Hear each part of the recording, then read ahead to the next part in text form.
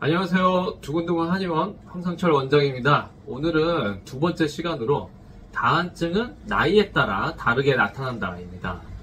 땀이 언제부터 나셨어요? 물어보면 기억은 잘 안 나지만 아주 어릴 때부터 났습니다. 젊은 때는 이 정도는 아니었는데 나이를 먹고 나서 많이 나기 시작했어요. 이렇게 보통 말씀하십니다. 왜 사람마다 이렇게 다르게 나타날까요? 그리고 왜 나이에 따라 달라질까요?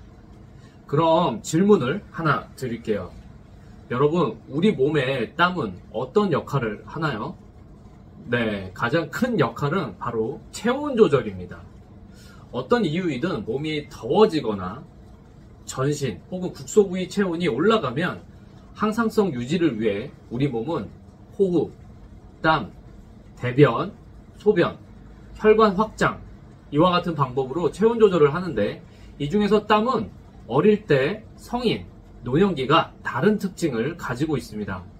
저희 한의원에 내원하는 환자들을 보아도 보통 학생들이나 젊은 분들은 손, 발, 겨드랑이, 머리, 등, 가슴으로 땀이 나는 부위가 다양하게 나타나는데 40, 50대 이상의 환자들은 주로 상체와 머리 위주로 나타나는 현상이 관찰됩니다.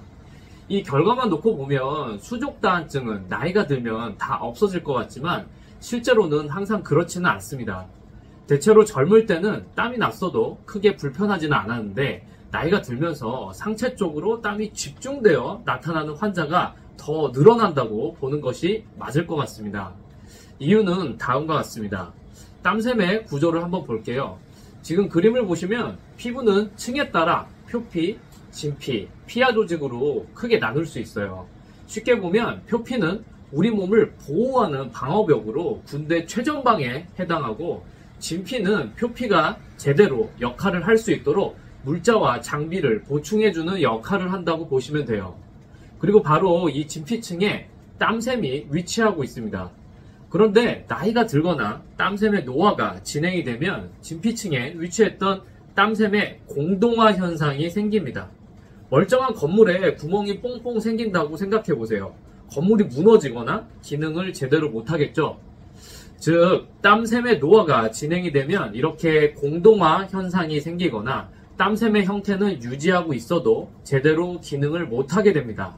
그리고 보통 땀샘은 손발과 같은 말초 부위부터 노화가 먼저 진행이 됩니다.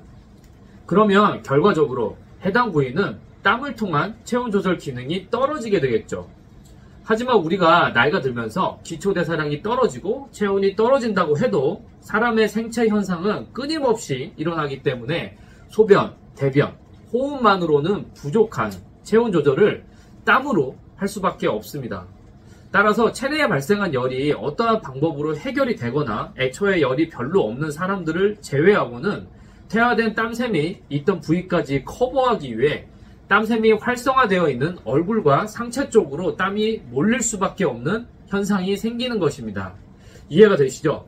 그래서 어른들이 뜨겁고 매운 음식을 먹거나 감정의 변화, 높은 기온, 이러한 조건에서 땀을 흘리기가 쉬운데 다한증으로 나타나는 경우에 주로 상체 쪽으로 과도하게 몰리는 것이에요.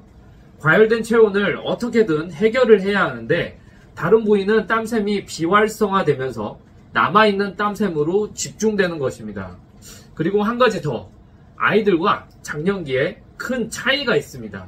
바로 갈색 지방입니다. 갈색 지방의 양은 성인에 비해 어릴 때 많이 발견이 되는데 갈색 지방의 역할은 매우 많지만 쉽게 이야기하면 몸에 열을 내는 것이에요. 즉, 갈색 지방이 상대적으로 많은 아이들은 땀의 원인이 열에 있는 경우가 많습니다. 반면 청년기를 지나 장년기에 이르면서 갈색 지방이 줄어들기 때문에 신체 대사량도 떨어지게 되죠.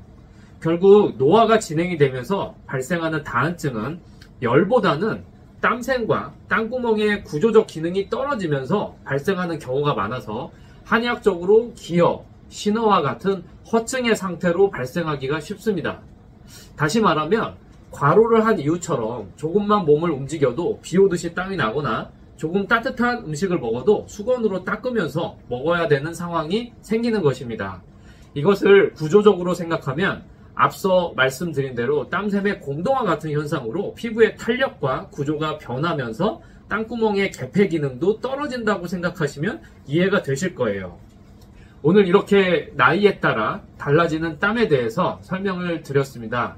정리하면 첫 번째, 유년기, 청년기 땀은 손, 발, 겨드랑이, 머리, 가슴 등 부위가 다양하게 나타나며 열성 특징을 가진다.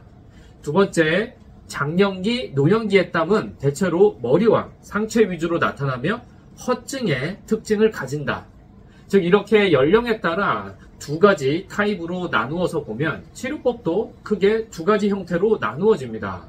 첫 번째, 유년기, 청년기 때는 열성 특징을 가지기 때문에 열을 내리는 것이 주요 치료법이 되고, 두 번째, 장년기, 노년기 땀은 기력 및 체액을 보충하여 면역력을 올리고 세포를 활성화시키는 것이 주요 치료법이 될 수 있습니다.